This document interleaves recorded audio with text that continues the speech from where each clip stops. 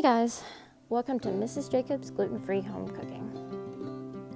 Today's recipe is Betty Crocker's gluten-free chocolate chip cookies. Betty Crocker makes it really easy and lists step-by-step directions, as well as any ingredients we will need to add on the back of their box. This is perfect for a busy family. To start out, go ahead and preheat your oven to 350 degrees.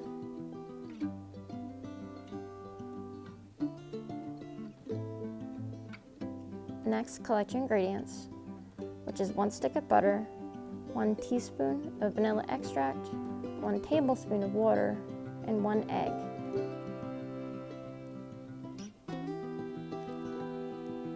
Go ahead and remove any jewelry you might have on your hands, as this could get messy.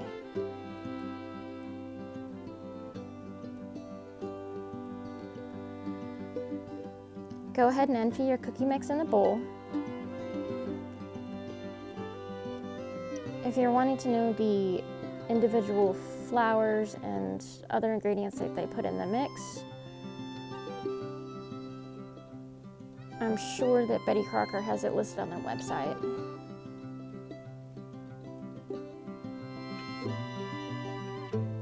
Portions of it are more than likely a closely guarded secret, so we will not list them here.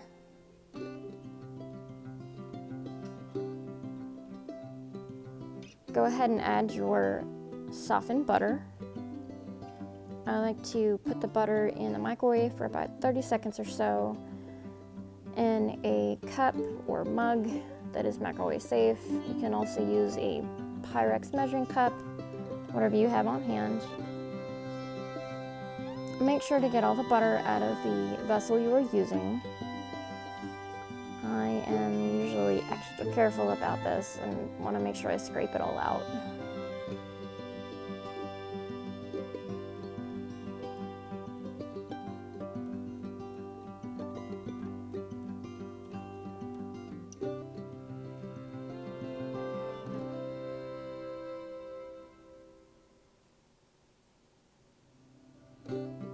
That's what it's going to look like, softened butter.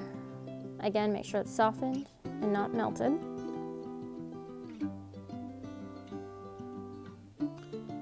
Okay, next you're going to want to add your egg.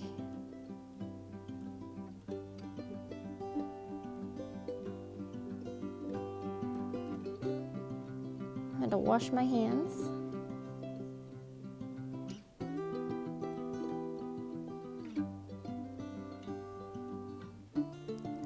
Go ahead and add your teaspoon of vanilla extract.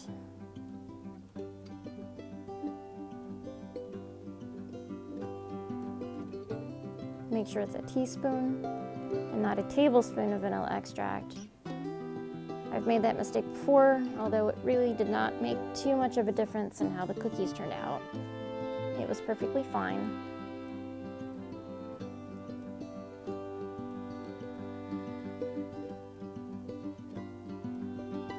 That's what it looks like with the egg and butter and vanilla extract in it.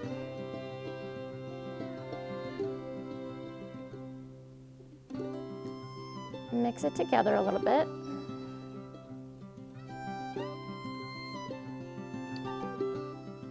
Kind of break up the egg. Smush the butter around a little. Go ahead and get you your tablespoon of water.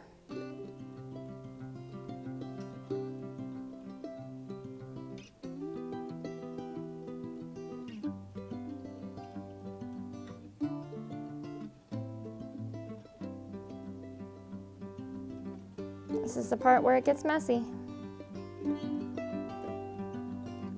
Scrape all the butter off of your spatula or spoon. And dive right in with your hands. I find this to be the easiest way to get this to mix together well. I feel that because it's gluten-free, sometimes it can be a little bit extra sticky or mealy. And so you really need to get in there and get all the ingredients mixed together well.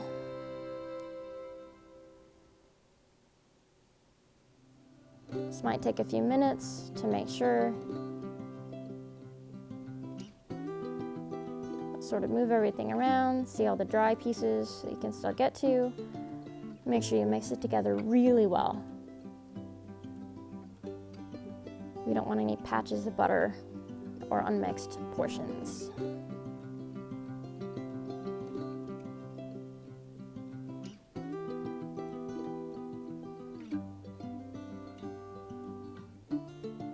Once you get it thoroughly mixed, it's going to have the consistency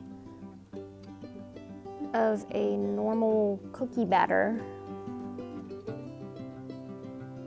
or it should. You don't want it to be too smooth or too dry. Sometimes you might need to add more water, but this time with the Betty Crocker mix, it worked out to where I only had to add 1 tablespoon. Go ahead and get your spoonfuls of batter onto your baking sheets. I put them approximately 1 inch to 1.5 inches apart, and it was about a tablespoonful on each cookie. Maybe a little bit more, depending on how big you want your cookies to be. I use 2 pans. The recipe says to use 1 pan and let it cool off between times, but I never have any time for that. Whoops, left a little bit of butter in there. Gotta mix it together and mix it back in there. It's okay. Imperfection is the spice of life. I'm good with that. Continue on measuring out the spoonfuls. I use 2 pans because it's a little bit quicker, but you can go by your preference.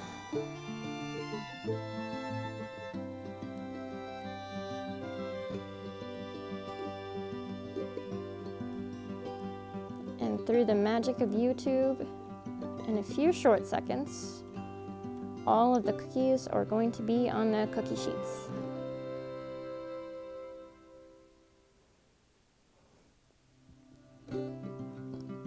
I wanted to spare you the watching of putting all the cookies on the cookie sheets.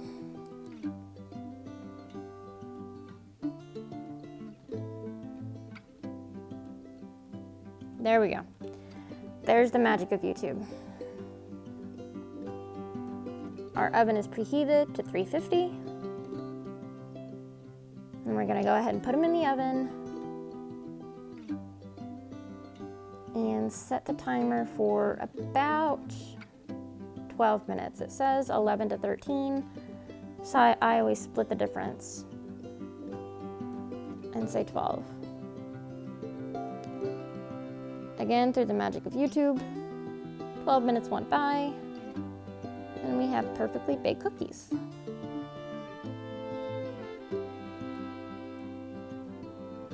Out they come. Perfectly golden around the edges. Some of the thinner parts of the cookie might be a little bit browner than others, but again, imperfection. Imperfection, guys, is a spice of life.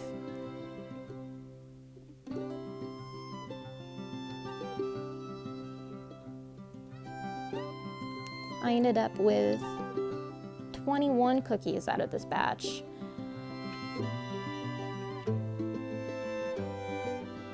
Go ahead and spoon them up and put them on the cooling racks if you have them. If not, you can let them cool on the pan, but you're gonna wanna loosen them up a little bit so they don't stick to the pan when you try and get them off.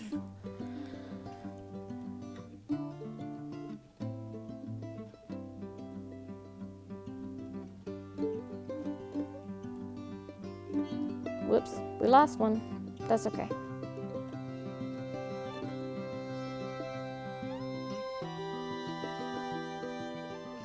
Carefully scoop up your cookies.